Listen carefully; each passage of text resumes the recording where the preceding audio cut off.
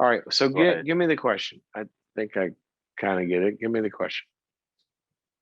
So the question is, every time, so my wife has come, my ex-wife, at least 3 or 4 times to wanted to reconcile with me, and I've always then agreed. I've come back and said, okay, let's do this, and crying to me, I want my family back.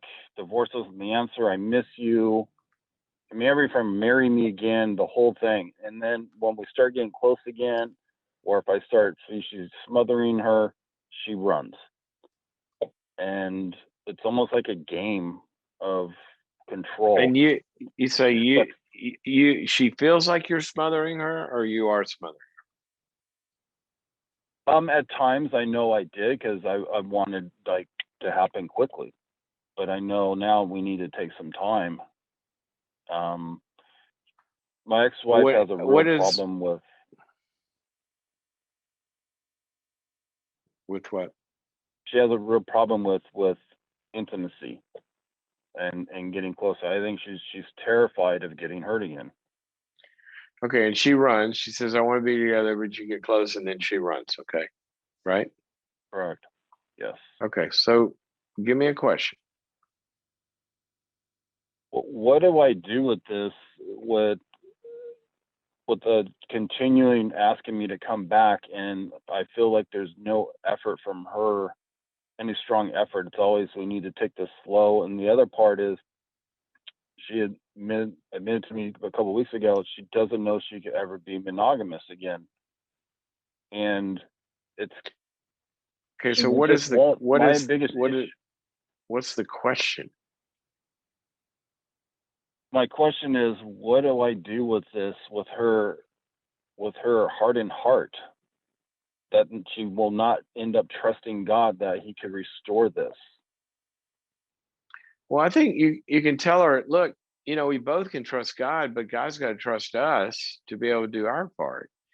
And I'm here, okay? I'm showing up. I'm willing to get into a good path with you with counseling. But if I'm going to get serious about this with you, I need for you to do your part, wife, ex-wife. Right? And so Yeah. right now, you tell me you want this and you get in it, but then you get, you know, afraid or cold feet or whatever, and you exit. Okay. That's not doing your part. It's okay for a little while, or some period of time to say that you have some fears and we need to work through those fears. Because if I'm causing those by smothering you, I don't want to do that either. But I am not going to agree to get back into a trying this again and you bail again. If you want to try it again, then we're going to try again with a path and we're going to stay committed to it. And every time you get scared, you bring that into the counselor's office and we process that and stay together. Because I don't want a marriage with one foot in and one foot out. And secondly, I'm not even going to enter into even thinking about this process with somebody that tells me they don't think they can be monogamous. That's the definition of marriage. So you're saying you might want to marry me, but you don't want to marry me. So I'm not even And starting this process until we get both those things in place. So how does that and sound? I agree. Every time we've tried to do this reconciliation, she will not stop dating. She Well, continues to date. then no. It's like a permission to play. What if I showed up to the Army recruitment office and said, "Hey, I want to be in the Army, but tomorrow, but I still want to date the Navy and the Marines and the Air Force and the soccer team and a bunch of other stuff." They would go, "We don't want you. We want somebody who's Right? both feet in." So there's not even a And starting point here yet. yeah, and I Okay. agree. To me, it's either you're all in or it's nothing. And she doesn't like that attitude for me that has to be all or nothing. And you can't That's reconcile if you're still what dating other people. marriage by definition is all or nothing. So tell her, find Yeah. another sport. Say, look, don't Yeah. tell me it's my attitude. That's God and the Beverly Hillbillies would agree that's what marriage is. So don't tell me you want to reconcile in a marriage don't tell me you want to go play golf and bring your tennis racket. That makes no sense. Right. So stand on your boundaries. Look, whoever I get married to, this is what it's going to be like. They're going to be monogamous and they're going to be committed to this and blah blah blah. And sweetheart, if if you don't want to be those things, then this isn't the right deal. I'm moving on.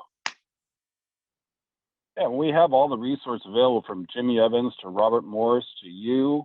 We're fans of all three. We read your books, your sermons, but her resistance is just shocking. Okay. It's only, and I mean this, yeah, I get it. It's shocking until it's not. See, when we see enough behavior out of somebody where we are no longer shocked when they do that, then we start to see reality.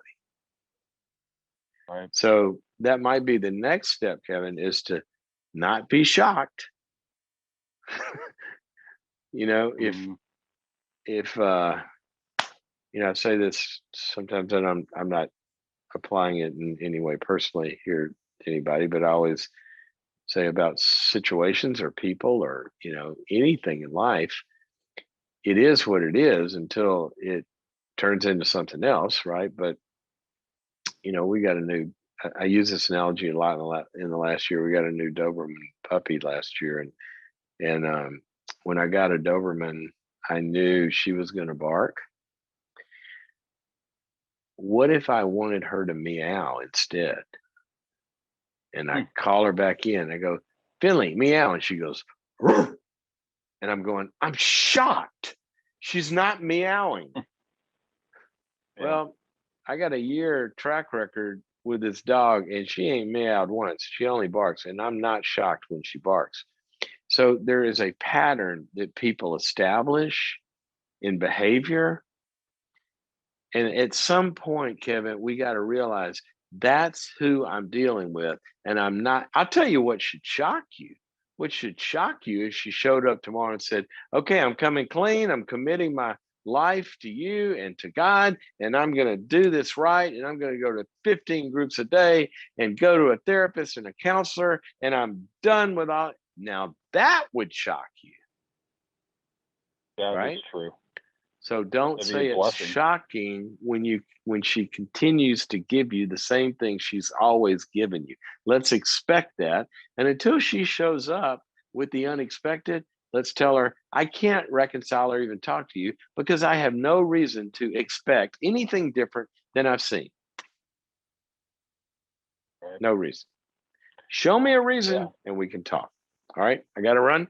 Yeah. But I hope that helps you. Go check out my book, Necessary Endings. And there's a chapter in there that lists a bunch of things that we got to see in order to have hope. Ultimately, Kevin, what you're asking about, this is really a good question. When do we have hope? And should you have hope for reconciliation here? Well, sounds like a wish. You wish it would be. You wish she would do this, but hope is based on something objective. And I want her to show up with some objective reasons to have hope.